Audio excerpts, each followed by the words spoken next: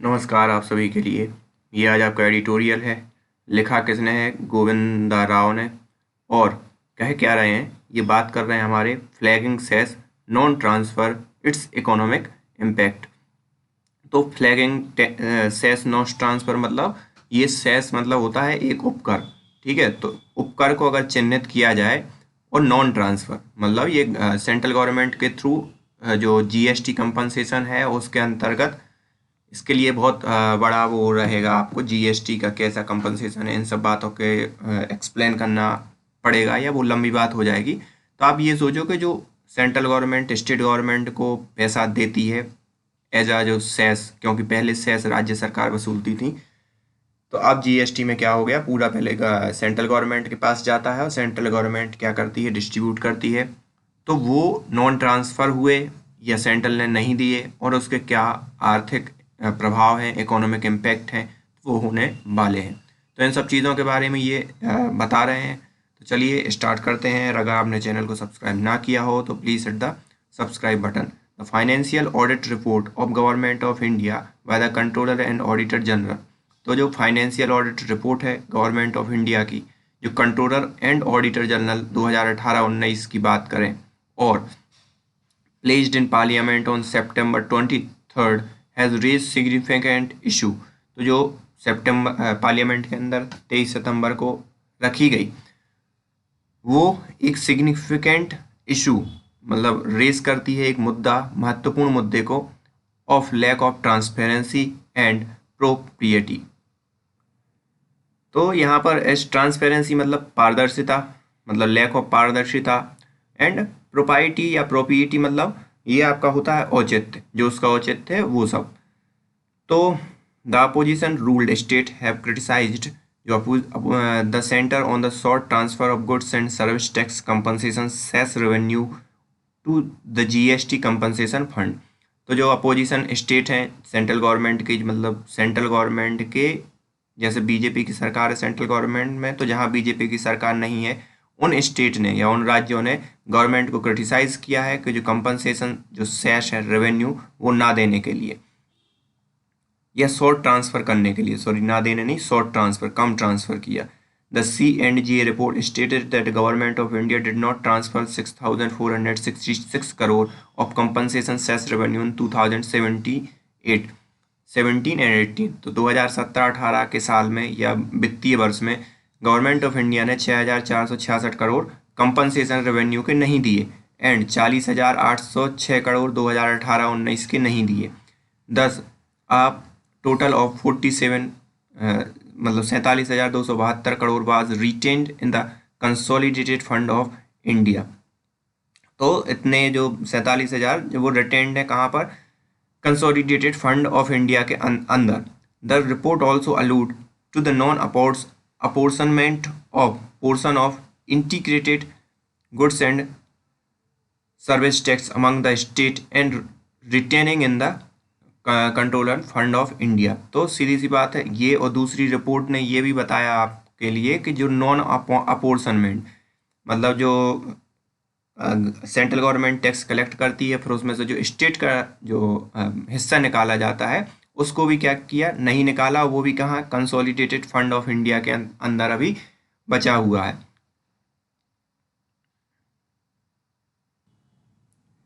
तो अब यहाँ पर क्या है, बूस्ट क्लेम बाय स्टेट। तो अब यहाँ पर क्लेम क्या हो रहा है, स्टेट का बढ़ रहा है, मतलब सीधी सी बात है राज्य सरकारें कह रही हैं कि हमें अपना पैसा दो। Boost claim by state at a time when there is a raising controversy over the union government's refusal to compensate state for the shortfall in collection of GST as per the agreement and instead giving state two options to borrow. The CAG report has only added more fuel to the fire of the state claim.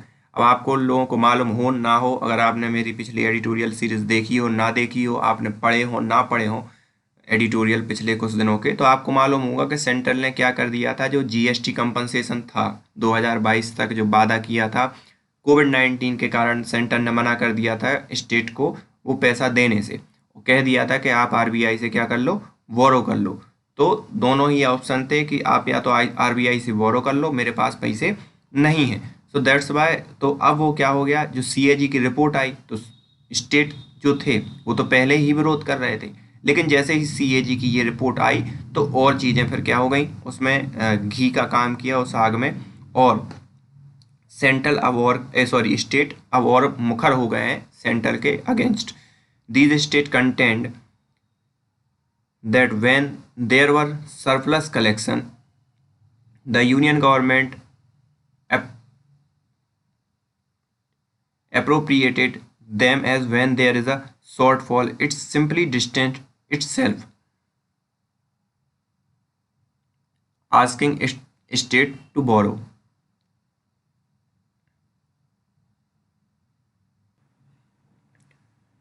तो जब इन्होंने state जो हैं states ने उन्होंने दृढ़तापूर्वक कहा या एक अपनी बात रखी बहुत ही कठोर उसमें, ये कहा कि जब यहाँ पर क्या था, सरप्लस कलेक्शन था, तो उस समय यूनियन जो गवर्नमेंट है उसने क्या कर दिया था, इनको विनियोजित या अलग थलग कर दिया, और जब यहाँ पर शॉर्ट फॉल है तो सिंपली उन्होंने क्या कर दिया, किनारा कर लिया, इन सबसे वो कह दिया कि आप जाओ जाके क्या कर लो, बोरो कर लो।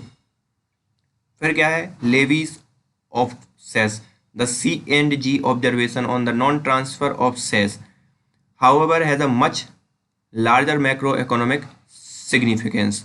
तो यहाँ पर जो सेस जो नहीं दिया सेंट्रल गवर्नमेंट ने स्टेट गवर्नमेंट को, तो उसका जो मैक्रो इकोनॉमिक के सेंस में अगर देखा जाए तो बहुत महत्वपूर्ण वो है, मतलब महत्वपूर्ण प्रभाव है या महत्वपूर्ण सिग्निफिकेंस है। ठीक है, सिग्निफिकेंस मतलब उसका कह सकते हो महत्व है। ठीक है, there are as many as 35 cess levied by the government of India. These are earmarked tax and proceeds should be used for the purpose for which they are levied। तो यहाँ पर ये क्या है, 35 प्रकार के जो टैक्स हैं वो लगाए गए हैं। तो ये इनका मतलब है कि उनका जो जिस कारण वो लगाए जाते हैं उन कारण या उन पर्पस को क्या होना चाहिए, फुलफिल होना चाहिए। A number of reserve fund और development board have been created for these specified purpose and collection from the cess are suppose to be transfer to the fund placed in public account for defraying expenditure on the specified purpose। तो यहाँ पर क्या है, असंख्य जो है क्या reserve fund है और डेवलपमेंट बोर्ड हैं, कई डेवलपमेंट बोर्ड आपने सुने होंगे, तो वो क्रिएट हुई है किस चीज़ के लिए, कि स्पेसिफाइड पर्पस जो है उन टैक्सों का क्या हो, फुलफिल हो सके, जो कि कलेक्शन ऑफ सेस से जो जमा होता है fund, suppose to be transfer to these fund placed in public account. तो इस आशा से कि मतलब इन फंड को कहाँ पर पब्लिक अकाउंट में वो किया जाए, और डीफ्रेइंग मतलब उन सब, डीफ्रेइंग मतलब अदा करना, चुकाना या किसी चीज़ का रिसिप्ट कंप्लीट करना, तो उन जो भी एक्सपेंडिचर है स्पेसिफाइड पर्पस को, तो वो चीज़ें क्या हों, फुलफिल हों। They are not a part of CFI and can not be used for differing regular expense. तो ये इनका ये मतलब है कि जितने भी ये सेस हैं वो किसके, कंसोलिडेटेड फंड ऑफ इंडिया के पार्ट नहीं है। इसके लिए थोड़ा सा आपको कंसोलिडेटेड फंड ऑफ इंडिया क्या है ये सब वो अलग से वो समझना होगा। कंसोलिडेटेड फंड ऑफ इंडिया के जहाँ पर पब्लिक के लिए एक्सपेंडिचर खर्च होता है, यहाँ आप समझ ही गए होंगे जो भी एक्स्ट्रा अमाउंट है वो कहाँ पर माना जा रहा है कि वहाँ पर होगा CFI में। तो मतलब उनको वो मतलब इस हिसाब से यूज़ नहीं होते हैं कि वो जो अदा कर पाएँ जो रेगुलर एक्सपेंसेस हैं उनको। अगर कंसोलिडेटेड फंड से अलग कर दिया गया है तो पब्लिक फंड से क्या है, दूर है। The transaction in public account are suppose to be done by the government as trustee और a banker and are not subject to vote by parliament. तो वहाँ पर पार्लियामेंट में वोट नहीं होता, बल्कि ये ट्रस्टी और वहाँ से ट्रांजेक्शन होते हैं पब्लिक अकाउंट में जो हैं वो डायरेक्ट होते हैं, या तो बैंकर है जैसे किसी भी नगर निगम का कोई बैंक अकाउंट हो गया वहाँ पर, या नगर निगम का कोई एक ट्रस्ट हो गया या कोई ऐसी संस्था हो गई, तो वहाँ पर डायरेक्ट ट्रांसफ़र होते हैं। The CAG has pointed out that 2018-19 the collection from 35 sales amount 2.75 lakh crore, of which only 1.64 lakh crore was transferred to various reserve fund and board designated for the purpose of public account। तो यहाँ पर CAG ने ये बताया कि 18-19 में collection कितना हुआ था, 2.75 लाख करोड़, लेकिन ट्रांसफ़र कितना किया गया, 1.64 लाख करोड़ ट्रांसफ़र हुआ, जो अलग अलग डेवलपमेंट बोर्ड बनाए गए थे, अलग अलग संस्थाएं बनाई गई थी वहाँ पर। 10 इस प्रकार the short transfer of public account during the year amount 1.11 lakh crore payment. तो इनके अकॉर्डिंग ये है कि 1.11 लाख करोड़ कम ट्रांसफ़र किया गया अकॉर्डिंग टू जितना कलेक्ट हुआ था। बिसाइड 47,000 जो हम पहले ही बात कर चुके हैं, 47,272 crore short transfer to GST compensation cess fund. There was a short payment of 38,000 crore in the transfer of the road cess to the central road and infrastructure fund. तो ये शॉर्ट ट्रांसफर जीएसटी कंपनसेशन का हुआ। और there was a short payment, यहाँ पर एक और short payment है 38,000 करोड़ की इन ट्रांसफर ऑफ रोड सेस, जो रोड से हमें टैक्स वसूला जाता है या उपकर वसूला जाता है वहाँ से, तो वहाँ पर भी 38,000 करोड़ कम दिया गया। और कहाँ पर, central road and infrastructure fund के अंदर। In addition the government collected 1,24,399 crore from the cess on crude oil, which, as required, was not transferred to oil industry's development। तो गवर्नमेंट ने जो ऑयल इंडस्ट्री से 1,24,399 करोड़ जो लिए, वो भी कहाँ पर, जो ऑयल इंडस्ट्री डेवलपमेंट बोर्ड है वहाँ पर भी ट्रांसफ़र नहीं किए। एंड रिटेन्ड इन CFI, जो कंसोलिडेटेड फंड ऑफ इंडिया के में है। By short transfer of realized amount of cess to respective fund and board in public account, the government understand revenue and fiscal deficit for the year, and it work out more than 1.2% of GDP। तो जहां आप देख रहे हो कि कोई development board में short transfer किया, कई जो फंड हैं वहाँ पर शॉर्ट ट्रांसफ़र किया, और इन सब को देखते हुए जो फिजिकल डेफिसिट है वो जीडीपी का 1.2% रहने वाला है या उससे ज़्यादा ही होगा, क्योंकि इस हिसाब से देखो तो 1 से 2 लाख करोड़ तो यही हो गया। Thus, in addition to off-budget borrowing to cover fertilizer and food subsidy financing irrigation project from long-term irrigation fund created by the National Bank of Agriculture and Rural Development (NABARD) and financing of railway project through the borrow. तो यहाँ पर क्या है, जो non budget मतलब budget में जिस borrowing को शो नहीं किया है, फिर भी सरकार को क्या ज़रूरत पड़ गई कर्ज लेने की, तो कर्ज लिया कहाँ से, LTIF से, जो क्रिएट किसके द्वारा किया गया था, नाबार्ड के द्वारा। ठीक है।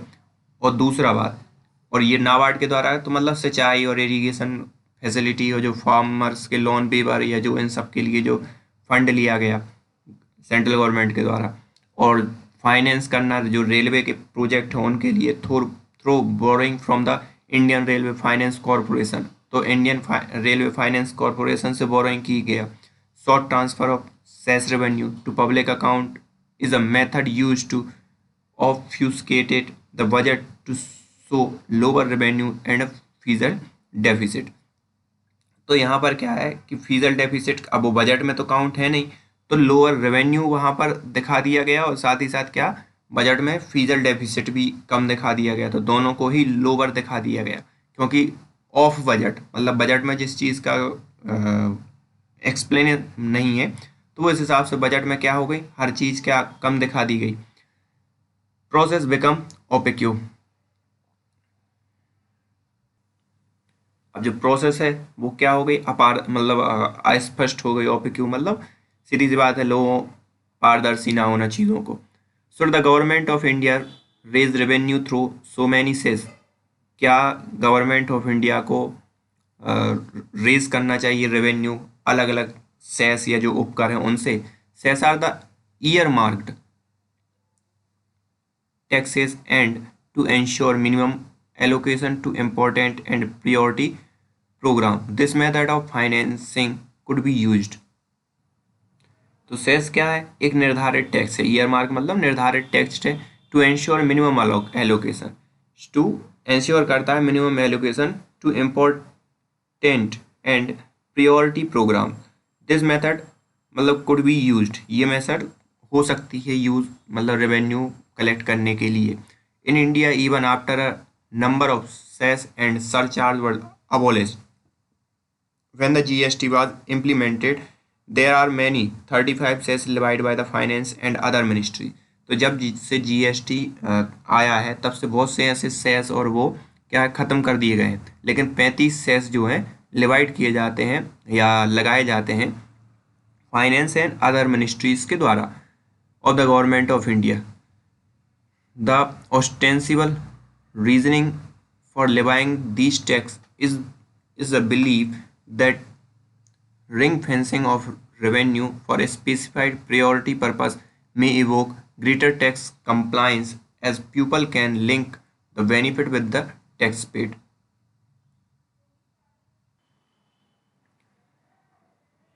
तो यहाँ पर एक ऑस्टेंसिबल मतलब एक ख्याली पुलाव या एक आइडिया इसके पीछे ये है, मतलब इन सब के पीछे के जो सेस लगाए जा रहे हैं कि एक बिलीव है कि रिंग फेंसिंग कर दो रेवेन्यू की, जो रेवेन्यू डायरेक्ट टैक्स से कलेक्ट होता है फॉर स्पेसिफाइड प्योरिटी पर्पस, जो कि स्पेशल कोई पर्पस आ गया उसके लिए, मे एवोक ग्रेटर टैक्स कंप्लायंस. तो उससे क्या होगा, ज़्यादा टैक्स आप कंप्लायंस या अनुपालन करने के लिए पीपल्स को मोटिवेट कर सकते हो और उनको बेनिफिट विथ टैक्स पेड, तो टैक्स पेड के साथ जो बेनिफिट है वो आप दे सकते हो.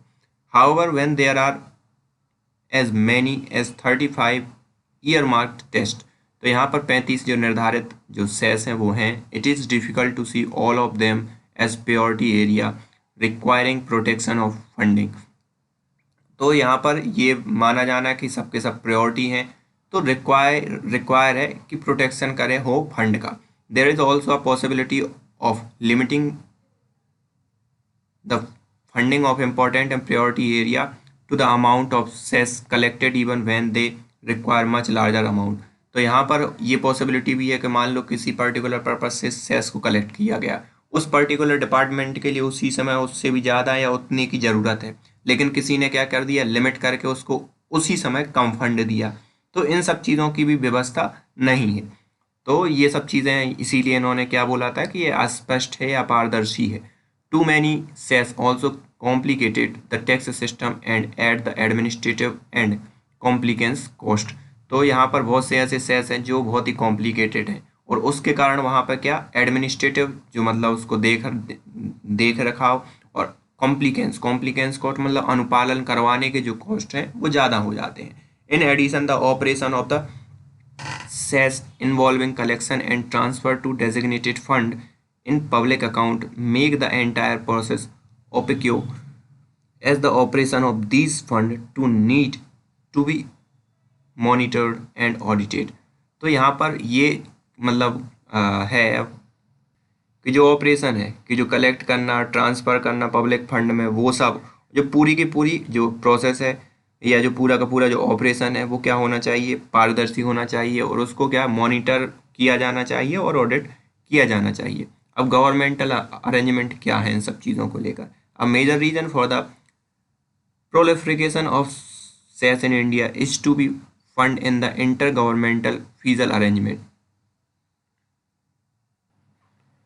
तो यहाँ पर बहुत बड़ा रीज़न ये है कि जो प्रसार है सेस का या जो सेस जो बांटा जाता है वो फाइंड किया गया कि जो इंटर गवर्नमेंटल जो फीजल अरेंजमेंट है उसके थ्रू ही वो होता है. इंटर गवर्नमेंटल मतलब कि जो राज्य सरकार केंद्र सरकार के बिटवीन. तो article 270 of the constitution require the union government to distribute the proceed from all centre tax listed in union list based on the recommendation of finance commission. तो यहाँ पर आर्टिकल 270 ये कहता है कि यूनियन गवर्नमेंट डिस्ट्रीब्यूट करेगी पूरे के पूरे सेंट्रल टेक्स्ट को जो भी फाइनेंस कमीशन उनको सजेस्ट करेगा उसके आधार पर. However article 271 exclude the distribution of revenue from any surcharge और cess levied by the union government for any specific purpose. जबकि 271 क्या करती है, एक्सक्लूड करती है उस चीज़ को, डिस्ट्रीब्यूशन को, जो सेस कलेक्ट किया गया गवर्नमेंट के थ्रू या जो सरचार्ज मतलब वो किया गया उसके थ्रू. मतलब फाइनेंस कमीशन जब रिकमेंडेशन देगा 270 के अनुसार तब गवर्नमेंट बाध्य है कि भाई वो दे मतलब टैक्स या पैसा, और 271 वो कम्प्लीटली उसको एक्सक्लूड कर देता है कि आप गवर्नमेंट दे तो दे, ना दे तो ना दे. As a finance commissioner appointed once in 5 years, the union government can raise additional revenue from tax mainly through the levy on cess and surcharge to avoid sharing them with the state। तो यहाँ पर जैसे ही 5 साल में finance commission बनता है तो union government क्या करती है कि जो सेस और सरचार्ज के थ्रू ही पैसा कलेक्ट करती है, जिससे उसे क्या स्टेट को ना देना पड़े। This has been practised for long and despite the adverse comment of many finance commission, the union government has found the practice convenient। तो यहाँ पर फाइनेंस कमीशन इस चीज़ को बार बार इसके विरोध करते आया है, लेकिन लंबे समय से ये यूनियन गवर्नमेंट्स क्या करती हैं, इसी चीज़ को फॉलो अप करती जाती हैं, जिससे उन्हें स्टेट को पैसा नहीं देना पड़ता। This is one of the way to partially negate the recommendation of finance commission, particularly when the center says the recommendation as generous to the state। तो यहाँ पर पर्टिकुलरली मतलब जब इस हिसाब से क्या है बचती आई हैं या बचते आते हैं कि फाइनेंस कमीशन की जो रिपोर्ट है मतलब 270 271 का आपने मसला समझ लिया, तो उससे ये क्या है फाइनेंस कमीशन से बच जाती हैं। और फाइनेंस कमीशन से बच जाए when the centre says recommendations as generous to state, और जब और बच जाती हैं जब सेंटर के सेस को जेनरसली स्टेट को देने की बात होती है तब। और after the 14th finance commission recommendation that share of the state in the divisible pool be pegged at 42%, almost all discretionary increase in the tax were done while levying cess and surcharge। तो यहाँ पर जो 14 finance commission की जो report है उसने क्या recommend किया है कि जो भी डिविजिबल पूल मतलब जो स्टेट और सेंटर के बिटवीन डिवाइड होना चाहिए उसमें 42% होना देना चाहिए स्टेट गवर्नमेंट को। जो भी विवेकाधीन डिस्क्रिशनरी मतलब जो विवेकाधीन जो भी इंक्रीज हुआ है, विवेकाधीन मतलब इन द सेंस जो भी एक प्रॉपर इंक्रीज हुआ है सरचार्ज में और जो सेस लिवाइड किया गया सेंट्रल गवर्नमेंट के थ्रू उन सब में, मतलब ऐसा नहीं है कि जो इंक्रीज हुआ है जैसे कि मान लो पहले मैं 100 रुपये लेता था सेस के थ्रू, लेकिन अब मैं 130 रुपये लेता हूँ, तो 130 का 42% ही शेयर करना पड़ेगा स्टेट को। ये उसकी रिकमेंडेशंस थी। The large increase in addition excise duty on petroleum product, तो एक्साइज ड्यूटी जो पेट्रोलियम प्रोडक्ट में लगाई गई, this year will entirely accrue to the centre, entirely accrued to the center। The state's share in the gross central tax was 35% in 2015-16। तो जो मतलब product में जो पेट्रोलियम प्रोडक्ट में है वो एडिशनल एक्साइज ड्यूटी लगाई उसमें, और दूसरा है जो स्टेट का जो शेयर है जो ग्रॉस सेंट्रल टैक्स का 35% था 2015-16 में, ठीक है। The first year of the 14th finance commission recommendation but decreased to 32% in 2019-20। तो ये पहला साल था जब 35% था 14th फाइनेंस कमीशन की रिपोर्ट में, जो कि 42% 14th फाइनेंस कमीशन ने कहा था, और 32% कब हो गया 2019-20 में। And in current year it could be less than 30%, और करंट ईयर में ये हो सकता है 30% हो जाएगा। As a large volume of revenue from petroleum product is sought to be raised through additional excise duty, और it could be less than 30 में। और लार्ज वॉल्यूम ऑफ रेवेन्यू, जो लार्ज वॉल्यूम ऑफ रेवेन्यू है वो कहाँ से, petroleum product से ही generate होगा। और कैसे जनरेट होगा कि एक्साइज ड्यूटी उस पर क्या कर दी जाएगी, बढ़ा दी जाएगी। It's shown Y B Reddy and GR Reddy in their book of India's federal federal the cess and surcharge constitute just about 3% of central gross tax revenue in 2001, but in 2015-16 it was 16.5%। it could be as much as 20% in 2020 in 21।